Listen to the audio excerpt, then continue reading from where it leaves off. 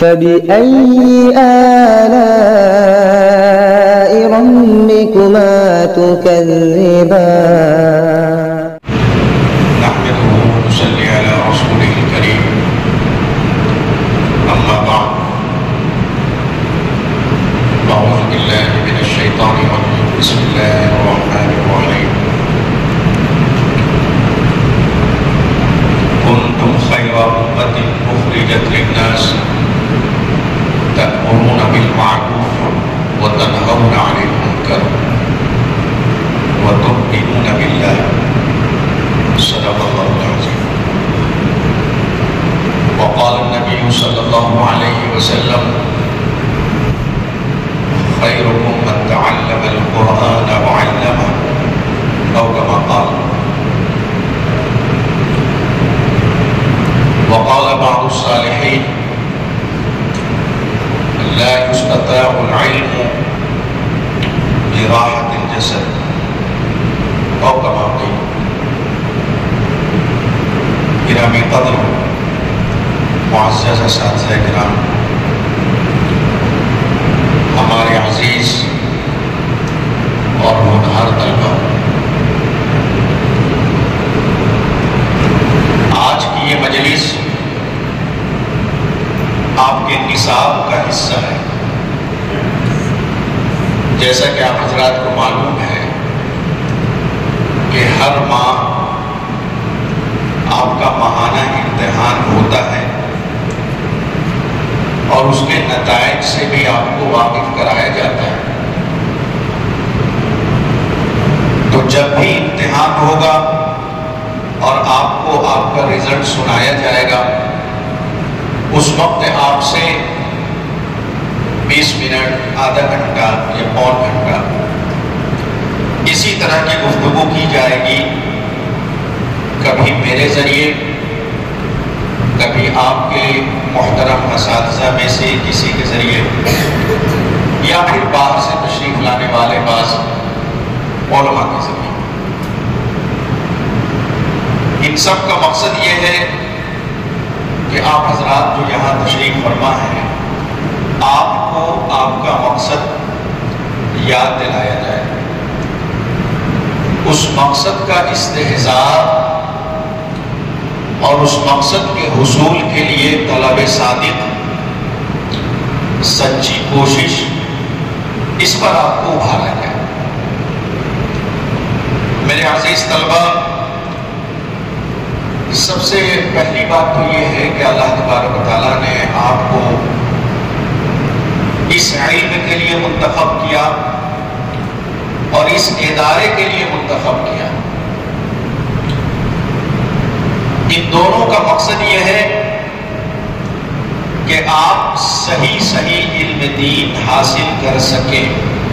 یہ آپ کا بنیادی مقصد ہے، اور یہ مقصد ہمہ وقت آپ کے ذہن میں گردش کرنا چاہیے کہ ہم یہاں پر کیوں آئے ہیں. حفظ کے طلبہ بہترین حفظ کے لیے آئے ہیں،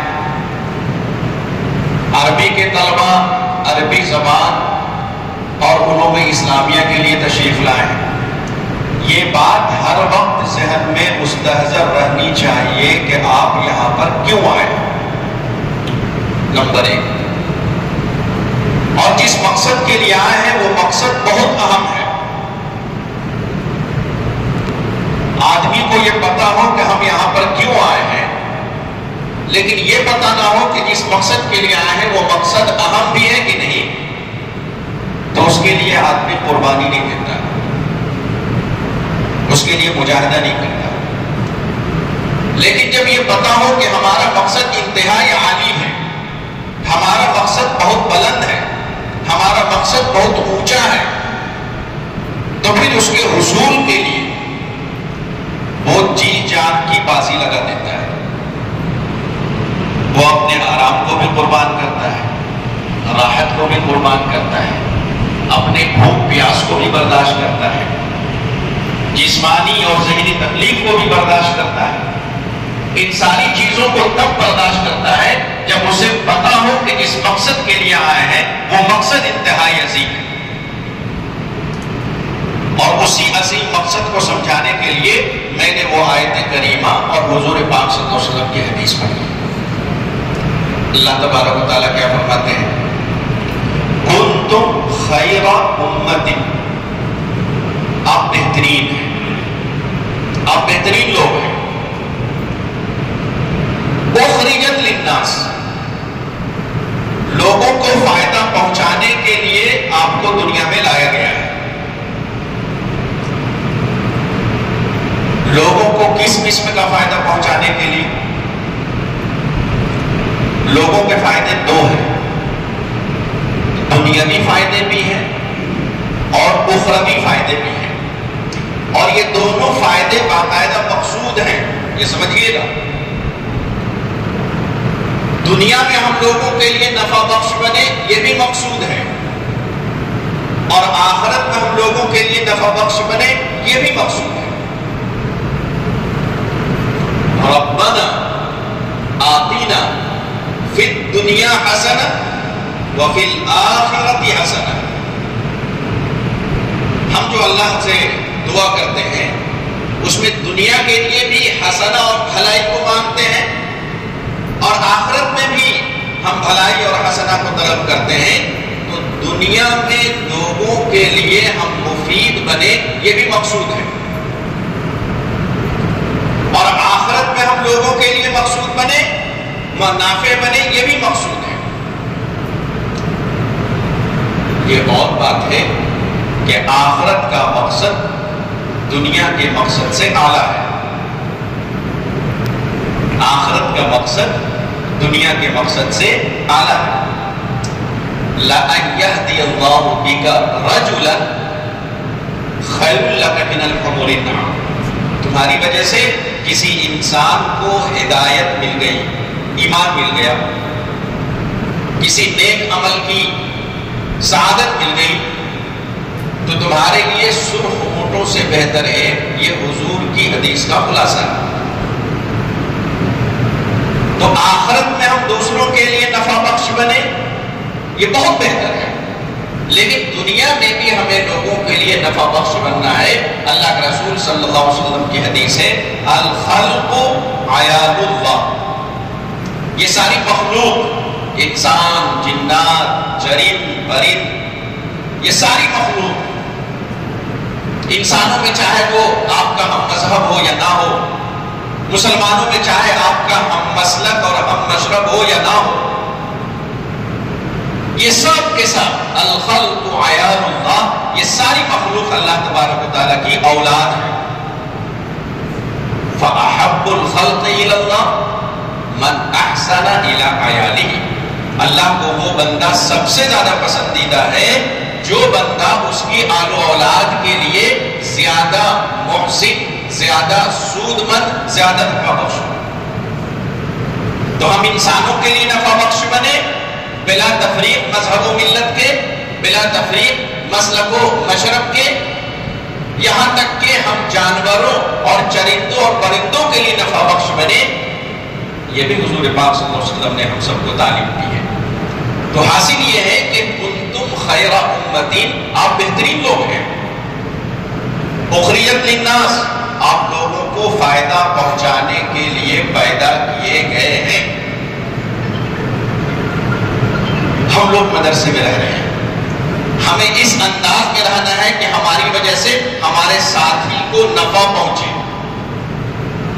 ہمارے اساتذہ کو نفع پہنچے، ہمارے ذمہ دار جو مدرسے کے ذمہ داران ہیں، سرپرست ہیں، ان کو نفع پہنچے، مدرسے کو نفع پہنچے۔ ایسا نہ ہو کہ ہم رہ رہے ہیں، بجلی استعمال ہو رہی ہے، ہم اس کا فائدہ نہیں اٹھا رہے، جس دیوائی پر ہم پڑھ رہے ہیں اسی کو توڑ رہے ہیں، جس جائے نماز پر ہم پڑھ رہے ہیں نماز اسی کو پھاڑ رہے ہیں، جس دروازے کو ہم استعمال کر رہے ہیں اسی کو توڑ رہے ہیں، جس در و دیوار سے ہم فائدہ اٹھا رہے ہیں اسی کو گندا کر رہے ہیں۔ یہ ساری چیزیں جو ہمارے آرام و راحت کے لیے بنائی گئی ہیں، ایک کو ہم خلاف وضع استعمال کریں، یہ غلط ہے۔ ہمیں اللہ تبارک و تعالیٰ نے لوگوں کو نفع پہنچانے کے لیے بنایا ہے،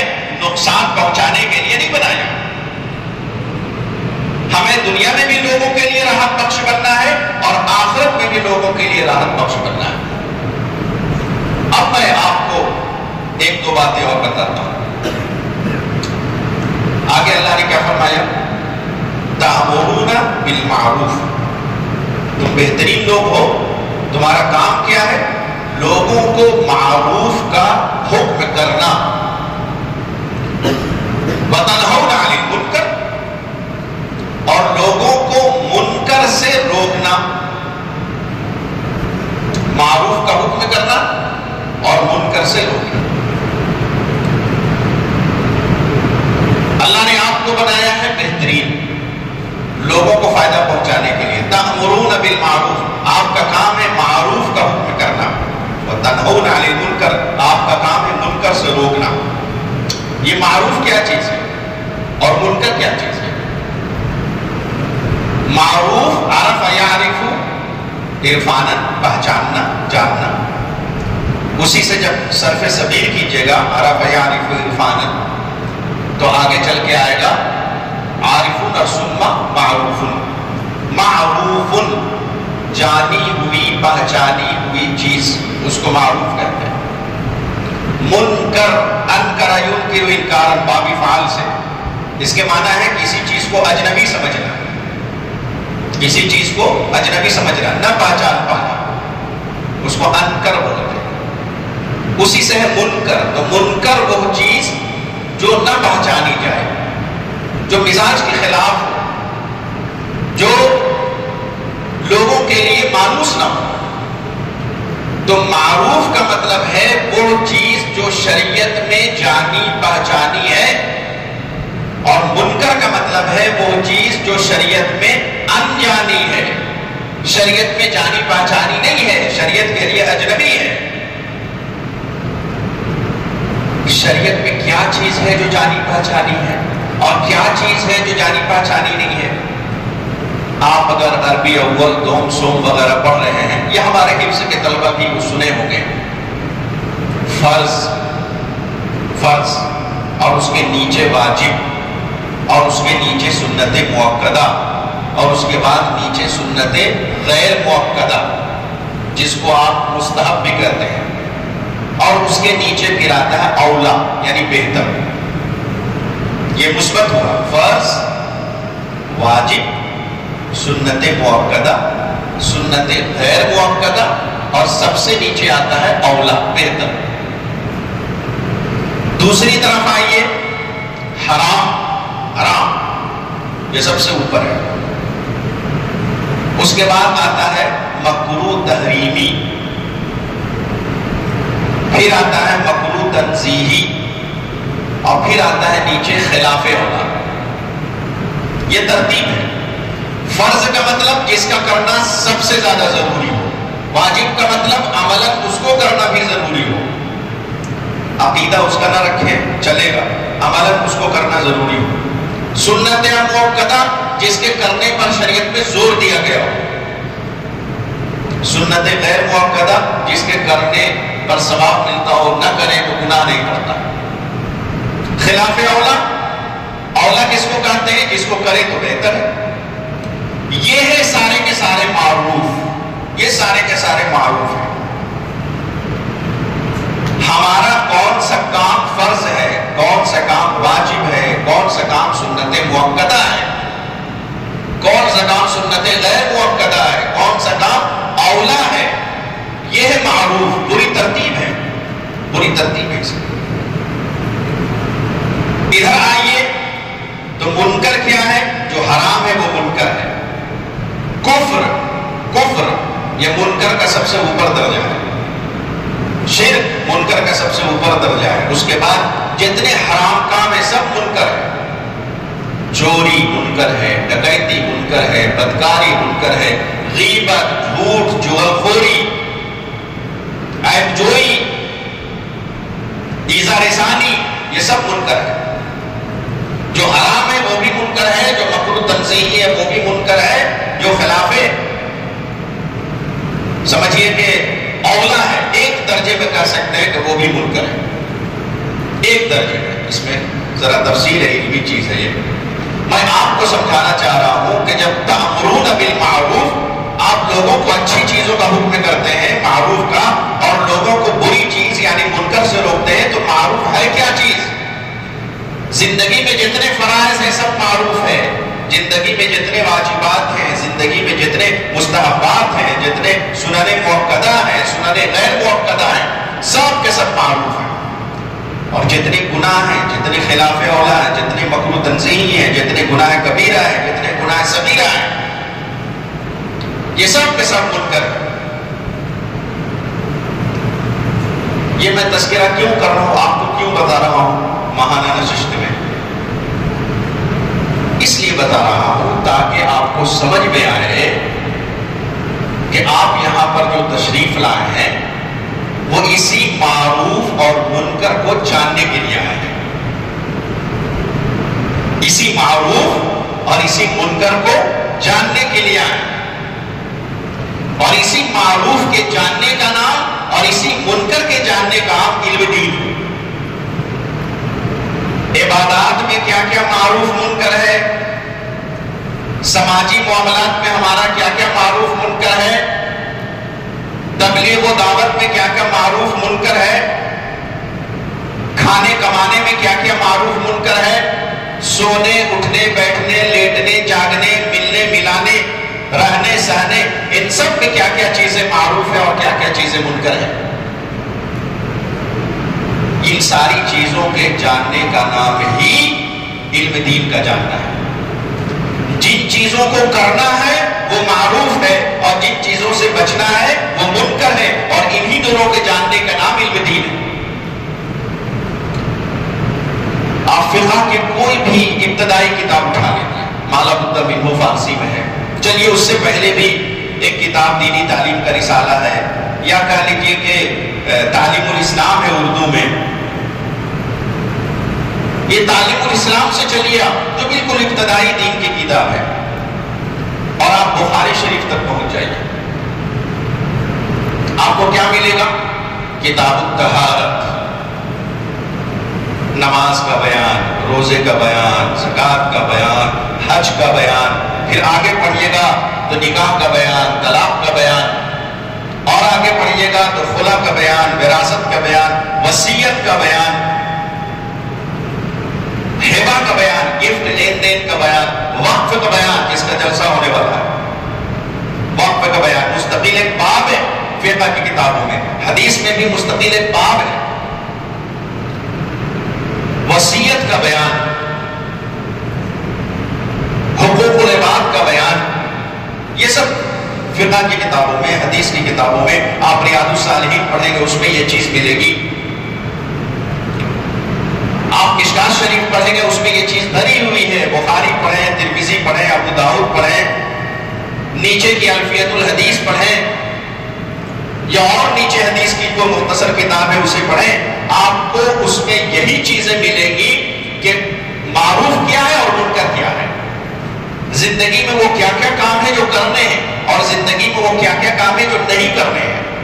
کون سا کام کرنا بہت ضروری ہے، کون سا کم ضروری ہے، کس کا کرنا بہتر ہے، کون سا کام ہے جس سے بچنا بہت ضروری ہے، کون سا کام ہے جس سے بچنا بہتر ہے، کون سا کام ہے جس سے بچنے نہ بچنا بے اختیار ہے. یہی ساری چیزیں آپ کو علم دین میں پڑھائی جاتی ہیں، جو یا تو معروف ہے یا منکر ہے. اور الحمدللہ آپ حضرات جو یہاں تشریف لائے ہیں، ہمارے مدرسے کے قیام کا مقصد بھی یہی ہے. طلبہ کو یہ بتانا کہ اللہ کی مرضیات کیا ہے جس کو معروف کہتے ہیں، اللہ کی نامرضیات کیا ہے جس کو منکر کہتے ہیں. آپ کہیے گا حضرت ہم تسہیل النو پڑھتے ہیں، تسہیل الصرف پڑھتے ہیں، نحو میر پڑھتے ہیں، آسان صرف، آسان نحو اور آسان بلاغت، بلاغت کی بھی کوئی کتاب ہوگی یقین ہے، تو اس میں تو یہ سب چیزیں نہیں ملتی ہیں. اس میں ملتا ہے ضرب زید امرن، ضرب فعل، زید فاعل، امرن مفعول بھی. نہ کوئی اس میں حرام ہے، نہ واجب ہے، نہ مستحب ہے، یہاں سے کچھ ہے ہی نہیں. بلاغت میں پڑھتے ہیں آگے تو یہ استعارہ ہے، تو یہ فصاحت ہے، تو یہ بلاغت ہے، یہ علم بدیع ہے.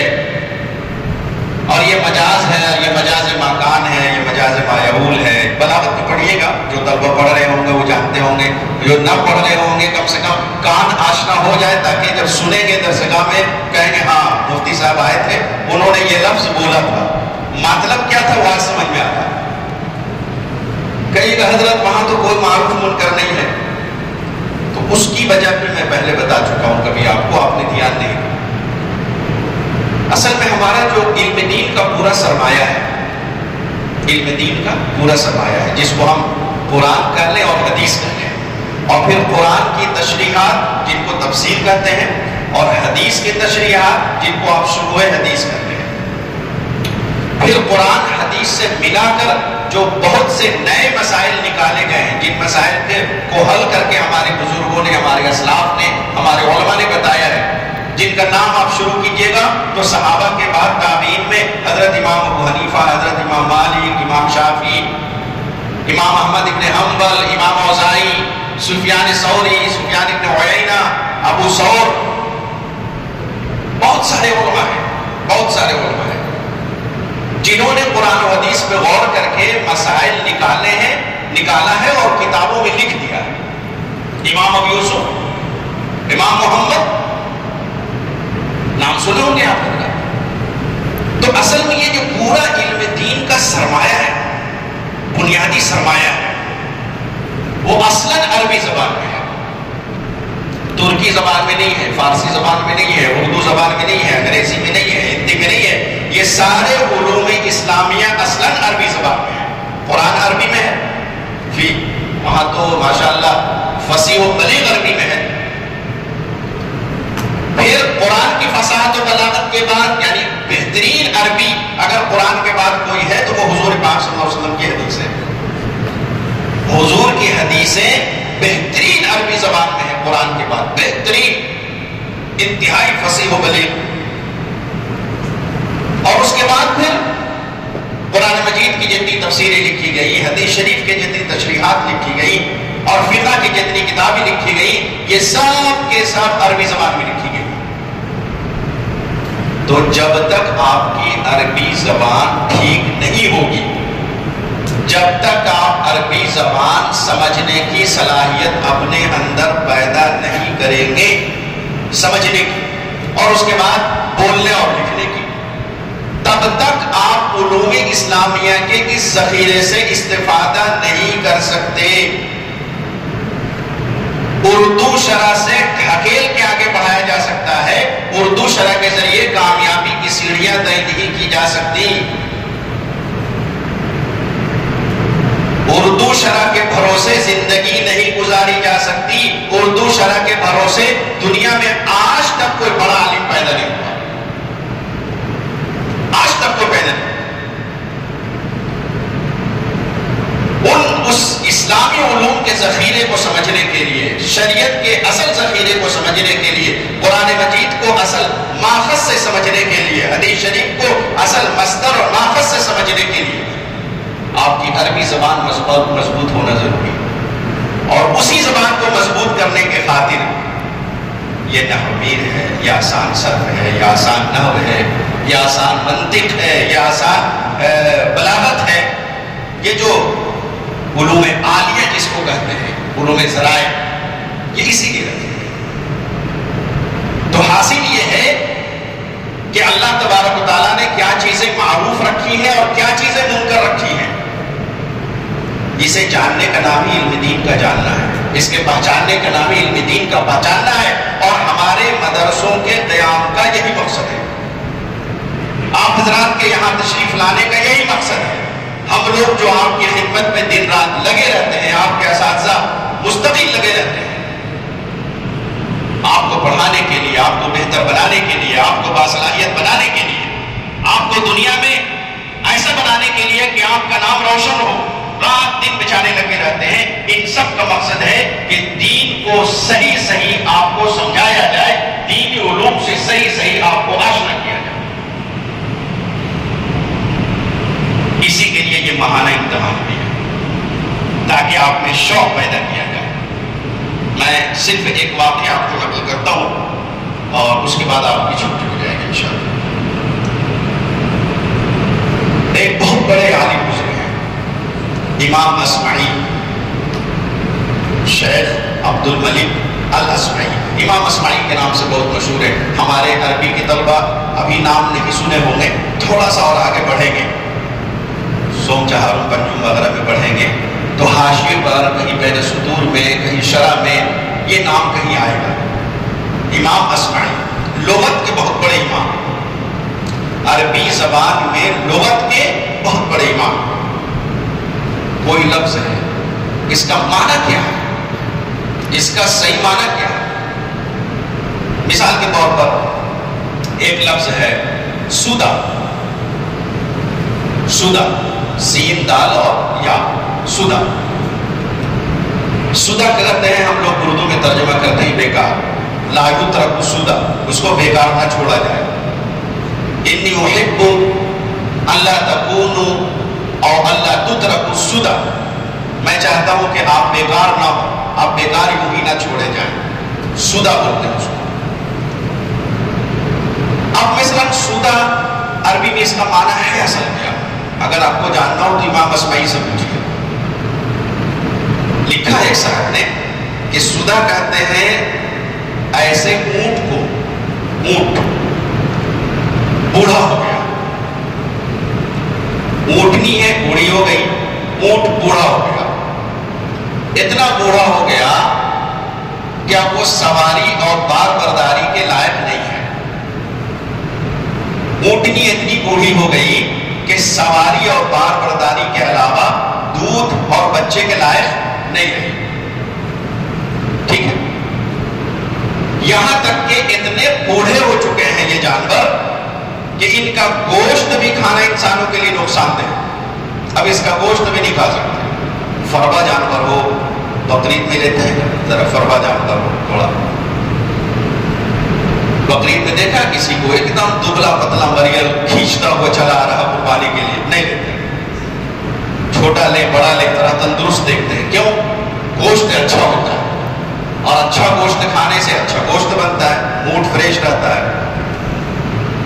تو وہ جو اونٹنی ہے یا وہ جو اونٹ ہے، اب اس کا گوشت بھی اس لائق نہیں کہ استعمال کیا جائے، تو عرب کیا کرتے تھے کہ اس اونٹ یا اونٹنی کو لے جا کر صحرا میں، جہاں ببول کے کانٹے ہیں، جہاں دوسرے کانٹے ہیں، وہاں پر لے جا کر کے رسی سے ہلکے سے باندھ دیتے تھے، ہلکے سے، اور باندھ کر کے چلے آئے۔ اونٹ نے تھوڑی سی کوشش کی اور رسی اس کی کھل گئی۔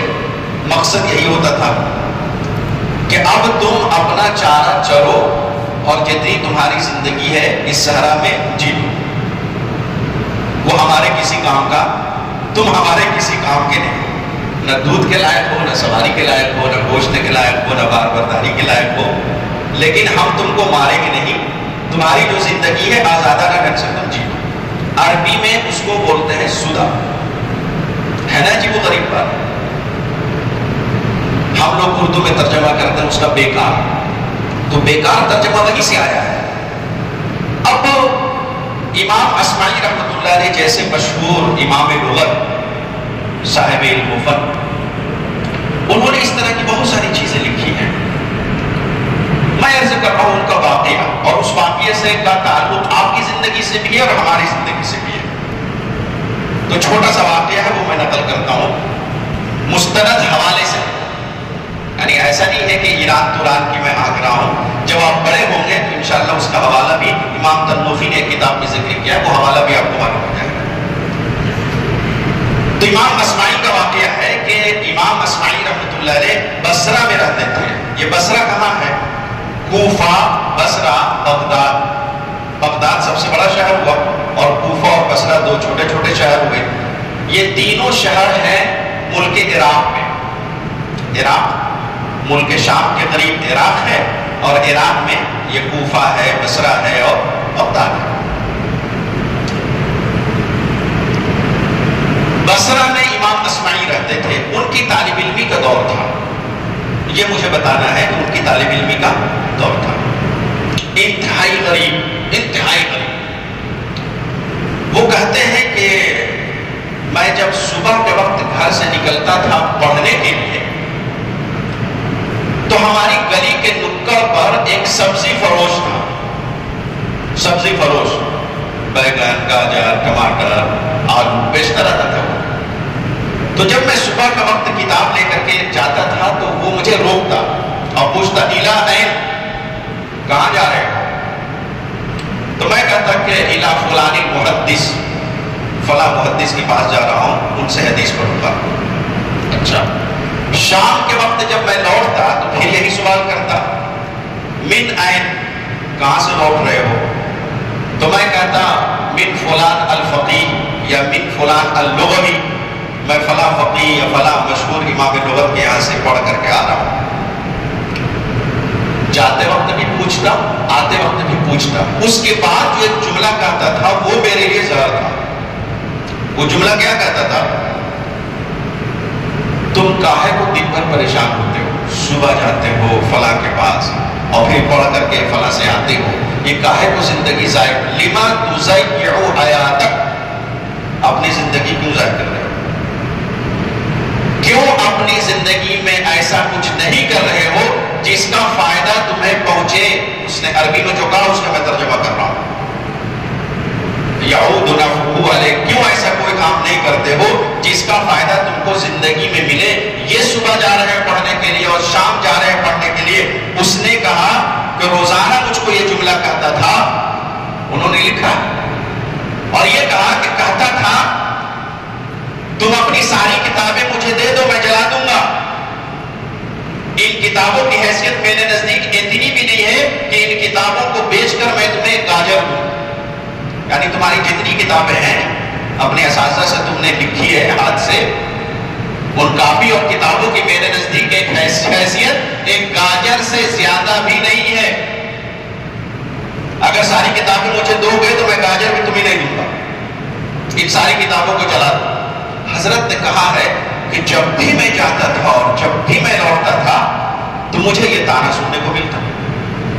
اب سوچئے کہ ایک وہ طالب علم جس کو صبح اور شام گلی کے نکڑ پر ہر روز یہ سلواتیں سنایا جاتا ہو، یہ طعنہ دیا جاتا ہو، اس کی ہمت کیا ہوگی؟ اس کی ہمت جواب دے گی کہ نہیں دے گی؟ بیچارہ آج کے زمانے کے ہوتے تو دو چار بار سننے کے بعد سب چھوڑ دیتے ہیں، لیکن باہمت تھے، باحوصلہ تھے، حالات سے لڑنا جانتے تھے۔ تو انہوں نے کہا کہ میں نے طے کیا کہ اب میں ایسے وقت آؤ جاؤں گا جب یہ سبزی فروش نکڑ پر نہ ملے، تو میں رات ہی کو نکلتا تھا اور رات ہونے کے بعد واپس آتا تھا، اس کی دکان کھلنے سے پہلے اور اس کی دکان بند ہونے کے بعد۔ تو میں اس کے طعنے سے بچ گیا۔ لیکن پھر ہوا یہ کہ میں ظاہر ہے کہ کھانے کمانے کا بہت بندوبست تھا نہیں، پہلے اس طرح کے مدرسے نہیں تھے جیسے آج کے ہیں۔ آپ کے یہاں ماشاءاللہ بہترین مسجد ہے، ایئر کنڈیشن، اور آپ کی رہائش کا انتظام ہے، اور آپ کے کھانے پینے کا انتظام ہے، اور کھانے پینے کا بندوبست کرنے والے منتظمین موجود ہیں۔ آپ کو پڑھانے کے لیے اور دل سے پڑھانے کے لیے آپ کی اچھا اساتذہ موجود ہے۔ پہلے یہ سہولتیں نہیں تھیں۔ پہلے طالب علم اپنے خرچے پر استاذ کے پاس جاتا تھا پڑھنے کے لیے اور پھر وہاں سے لوٹتا تھا۔ تو بہرحال انہوں نے کہا کہ میں نے رات میں آنا جانا شروع کر دیا، لیکن میرے پاس جو کچھ تھا سب کچھ ختم ہو گیا، یہاں تک کہ جو میرے پاس فالتو کپڑے تھے وہ بھی میں نے بیچ دیا۔ ایک دن میں گھر پر بیٹھا ہوا تھا، بال بکھر چکے تھے، اتنا پیسہ نہیں تھا کہ نائی کے یہاں جا کے اس کو کٹوا سکے، کپڑے گندے ہو گئے تھے، صابن کا پیسہ نہیں تھا، اور ایک ہی جوڑا تھا، دوسرا بھی نہیں تھا۔ تو میں ذرا گھر میں بیٹھا ہوا تھا کہ اچانک وہ دستک، میں نے کھولا تو کہا کہ میں بصرہ کے گورنر کا خادم، جہاں آپ رہ رہے ہیں بصرہ، اس کے گورنر کا میں خادم ہوں، اور گورنر صاحب نے مجھے آپ کے پاس بھیجا ہے، ان کو کچھ کام ہے۔ تو انہوں نے کہا کہ آپ تو میرا حلیہ دیکھ رہے ہیں، بال بڑھے ہوئے ہیں، چہرے پہ ہوائیاں اڑ رہے ہیں، اور گورنر کے پاس جانے کے لیے جو کپڑا چاہیے وہ بھی نہیں ہے، پیروں میں چپل جوتے بھی نہیں ہیں۔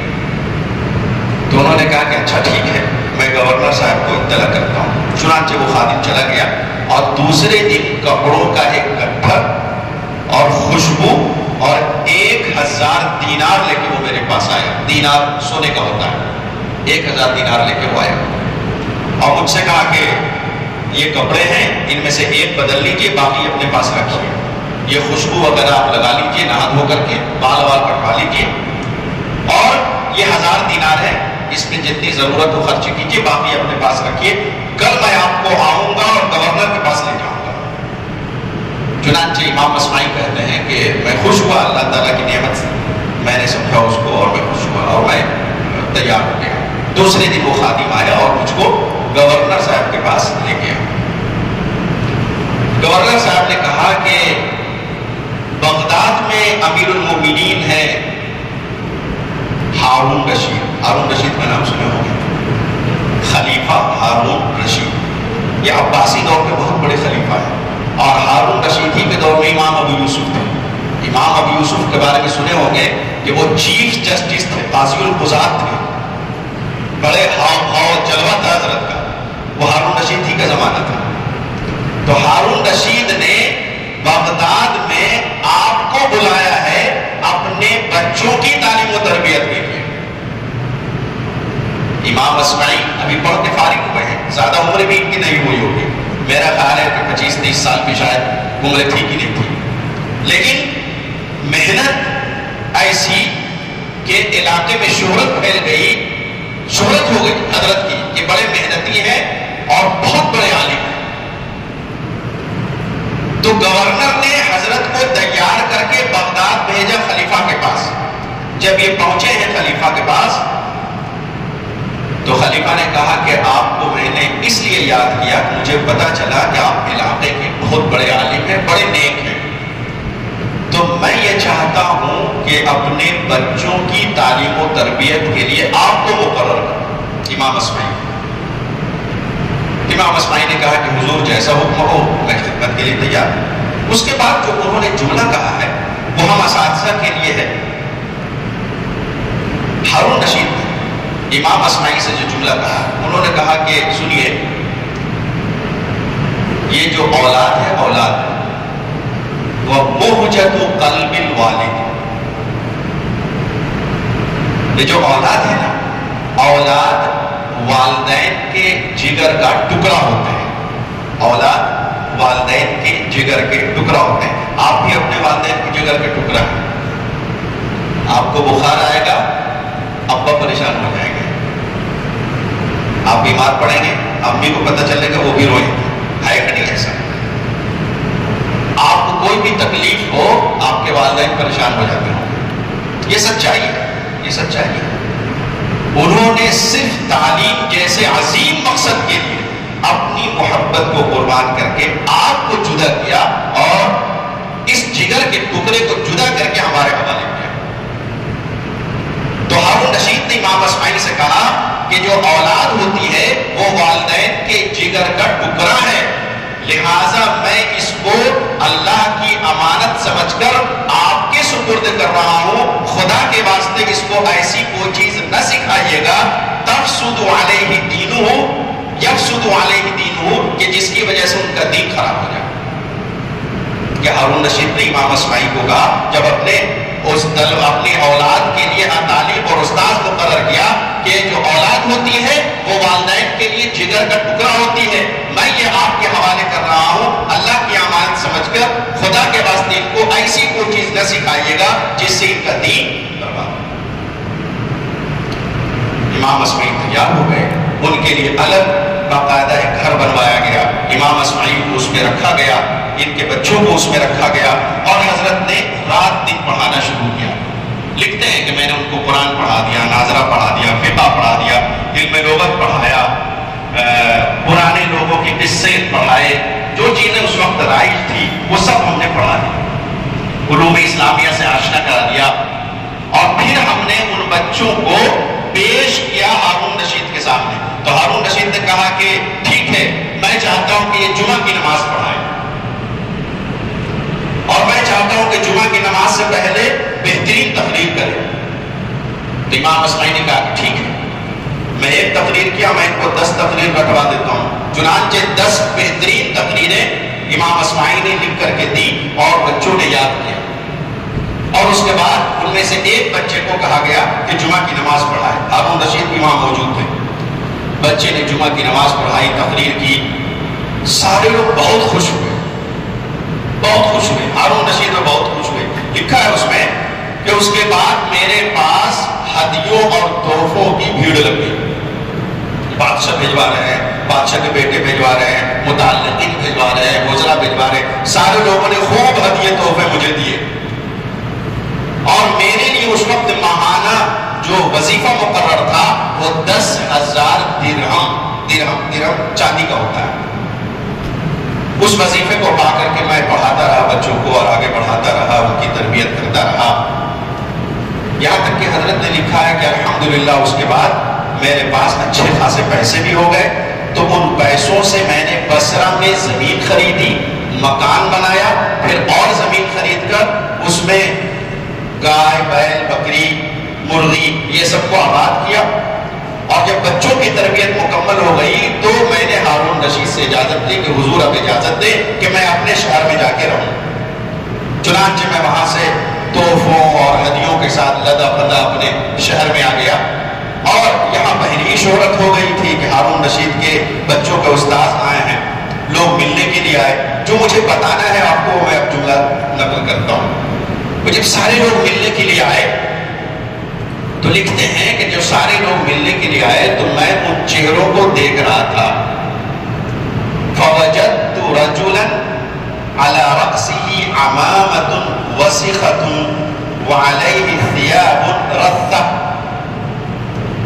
دیکھا کہ بھائی انہی میں سے ایک آدمی ہے اور گندا سا عمامہ اس کے سر پر ہے اور بڑا بوسیدہ سا کپڑا ہے. اور اس نے مجھے دیکھا تو کہا, چلا کے کہنے لگا, یا عبد الملک. وہ وہی سبزی فروش تھا, وہ وہی سبزی فروش تھا جس کا یہ حلیہ میں نے آپ کے سامنے نقل کیا. وہ کہنے لگا, یا عبد الملک یہ کیا ہو گیا, یہ کیا ہو گیا. تو میں نے اس سے کہا کہ اتتنی کتبی بما هو خیر من الجزرہ.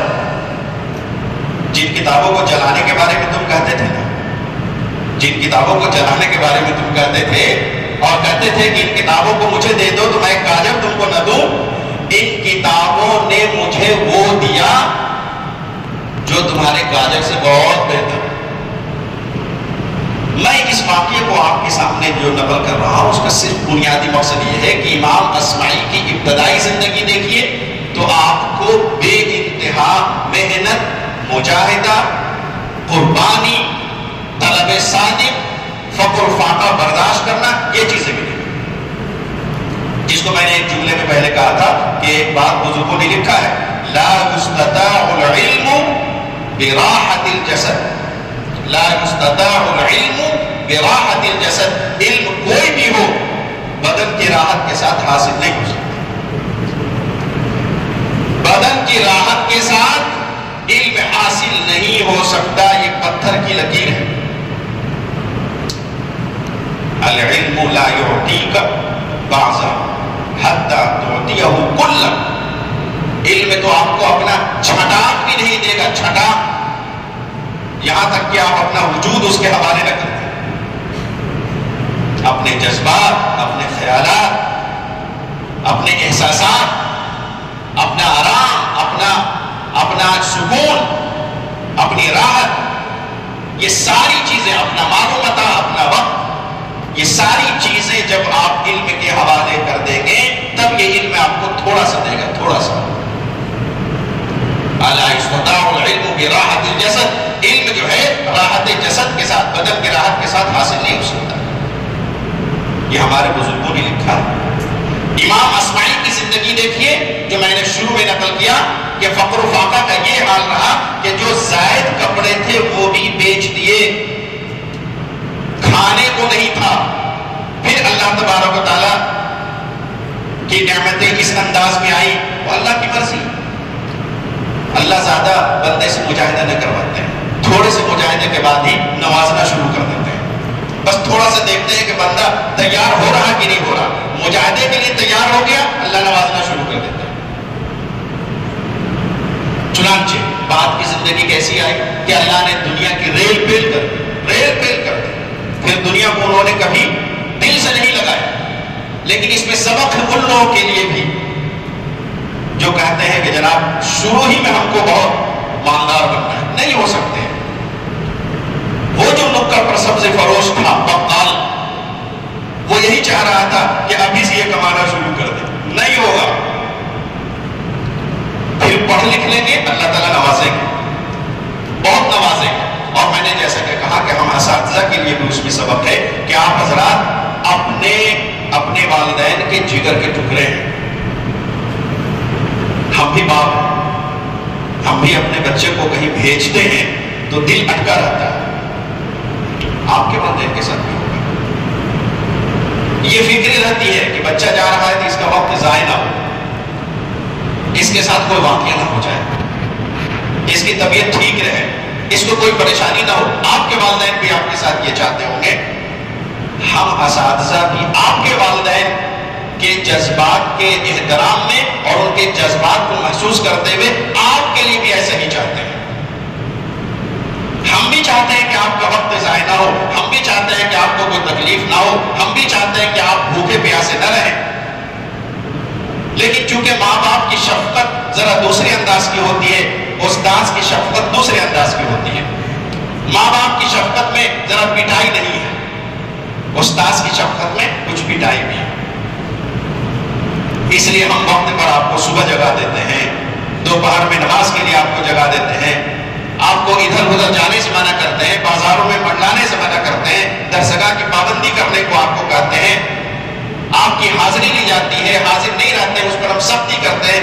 اس شفقت و محبت کے باوجود جو آپ کے اساتذہ کو آپ سے یہ سختی ہمیں مجبور کرتی ہے، وہی شفقت ہمیں مجبور کرتی ہے کہ آپ کو ہم بنانے کے لیے آپ کے ساتھ کچھ سختی کریں. آپ کا ماہانہ امتحان ہوتا ہے، آپ کا سبق سنا جاتا ہے، کبھی آپ کو درسگاہ میں کھڑا کر دیا جاتا ہے، کبھی 3 دن آپ گھر میں رہتے ہیں، یہاں سے فون جاتا ہے، آپ وہاں سے واپس آتے ہیں، پھر بھی آپ کے ساتھ سختی کی جاتی ہے تاکہ آپ پڑھ لکھ کر کے دنیا میں ایک نفع بخش انسان بن سکے.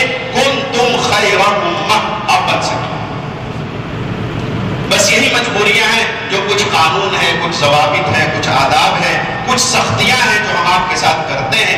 ان کے پیچھے ہماری وہی شفقت ہے، وہی محبت ہے جو آپ کے لیے آپ کے والدین کی ہے. اسی کا عکس اور پرتو ہم لوگوں کے دلوں میں ہے، اس انتظامیہ کے دلوں میں ہے. اس لیے میں آپ سے گزارش کرتا ہوں بڑی محبت کے ساتھ، بڑے ہی لجاجت کے ساتھ، اور جو کہیے بڑے پیار کے ساتھ آپ سے کہتا ہوں کہ اللہ تعالیٰ نے آپ کو اس مدرسے کے لیے اور علم دین کے لیے قبول کیا ہے. اس کو غنیمت سمجھیں، اپنے اوقات کو ضائع نہ ہونے دیں. یہ آپ کے بننے کا وقت ہے اور بگڑنے کا بھی وقت ہے. ایسے ساتھیوں سے دوستی کریں جو نمازوں کے پابند ہیں، جو درسگاہ کے پابند ہیں، جو مطالعے کے شوقین ہیں. ایسے ساتھیوں سے دوستی رکھیں. ایک کتاب کا میں نام ذکر کرتا ہوں، پتہ نہیں اس کا اردو میں ترجمہ ہو گیا ہوگا، آپ اپنے اساتذہ سے معلوم کر لیں گے. اگر ترجمہ ہو گیا ہوگا تو وہ ضرور پڑھیں. شیخ عبد الفتاح ابو بدہ رحمۃ اللہ علیہ، بہت مشہور عالم ہے، شام کے عالم، سعودی میں رہے، انتقال ہو چکا ان کا. لیکن ان کی عربی میں چیزیں بڑی اچھی موجود ہیں، بڑی اچھی چیزیں موجود ہیں ان کی. اور علماء دیوبند سے بہت قریب تھے. حضرت تھانوی سے عقیدت، حضرت مفتی شفیع صاحب سے عقیدت، حضرت شیخ عبد الحیف رنگی محلی رحمۃ اللہ علیہ ان سے عقیدت. علماء دیوبند میں جو اور رہے بزرگان دین، سب سے عقیدت محبت کا ان کا تعلق رہا. ان کی کتاب ہے، موٹی کتاب ہے عربی میں، غالباً اردو میں ترجمہ ہو گیا ہوگا یا اس کی تلخیص ہو گئی ہوگی. صفحات من صبر العلماء على شدائد العلم والتحصیل. صفحات من صبر العلماء على شدائد العلم والتحصیل، یہ عربی میں نام ہوگا. میں نے عربی میں وہ کتاب دیکھی بھی ہے، پڑھی بھی ہے، اور بعض جملے جو ہے میں نے وہیں سے آپ کو نقل بھی کیا ہے. اس کتاب کا اردو میں ترجمہ اگر ہو گیا ہوگا پتہ کیجئے گا تو وہ ضرور آپ پڑھیے. اور جو ہمارے عربی والے طلبہ ہیں وہ ہمت کریں کہ براہ راست عربی میں پڑھیں. اس کتاب کو پڑھنے کا فائدہ یہ ہوگا کہ ایک تو علم دین کی عظمت معلوم ہوگی، اس کا استحضار پیدا ہوگا اور اس کے لیے محنت جستجو اور قربانی کا مزاج پیدا ہوگا، اور پھر اللہ تعالیٰ آپ سے وہ کام لیں گے جو اللہ آپ سے چاہیں گے، اور وہ جو کہا گیا کہ کنتم خیر امت، وہ انشاءاللہ بنے گے۔ اور جو کہ آپ تأمرون بالمعروف اور تنہون عن المنکر، معروفات کو بھی آپ جان لیں گے مدرسے میں پڑھنے سے، اور منکرات کو بھی آپ جان لیں گے تو خود بھی عمل کریں گے اور دوسروں کو بھی بتائیں گے۔ اور وہ جو حدیث شریف میں میں نے شروع میں حدیث شریف پڑھی تھی، خیرکم من تعلم القرآن وعلمہ، سب سے بہتر وہ لوگ ہیں جو قرآن پڑھتے اور پڑھاتے ہیں۔ آپ پڑھنے کے لیے آئے، قرآن کا لفظ ہی نہیں، لفظ پڑھتے ہیں، معنی پڑھتے ہیں، قرأت سیکھتے ہیں، آپ نحو صرف پڑھتے ہیں، قرآن کا معنی اور مطلب سمجھنا چاہتے ہیں، قرآن کی تفسیر سمجھنا چاہتے ہیں، قرآن کی تفسیر حدیث ہے، اس حدیث کو سمجھنا چاہتے ہیں، حدیث سمجھنے کے لیے اصول حدیث آپ پڑھتے ہیں، تو آپ بہترین لوگ ہیں۔ اور آپ کے اساتذہ ماشاءاللہ جو موجود ہیں یہ بھی بہترین ہیں، یہ سب بہترین ہے، اس لیے کہ یہ آپ کو قرآن سکھانے کے لیے یہاں پر تشریف فرما ہے، اور آپ قرآن کو صحیح طور پر سمجھنے اور سیکھنے کے لیے تشریف فرما ہے، دونوں بہترین ہیں۔ تو ارادہ کریں کہ اللہ نے آپ کو جس عظیم مقصد کے لیے منتخب کیا ہے، ہم انشاءاللہ اس مقصد کو اپنے ذہن میں مستحضر رکھیں گے، اپنے آرام و راحت کو قربان کریں گے، اور ہر طرح کی قربانی دے کے اس علم کو انشاءاللہ حاصل کرنے کی کوشش کریں گے۔ وآخر دعوانا ان الحمدللہ رب العالمین۔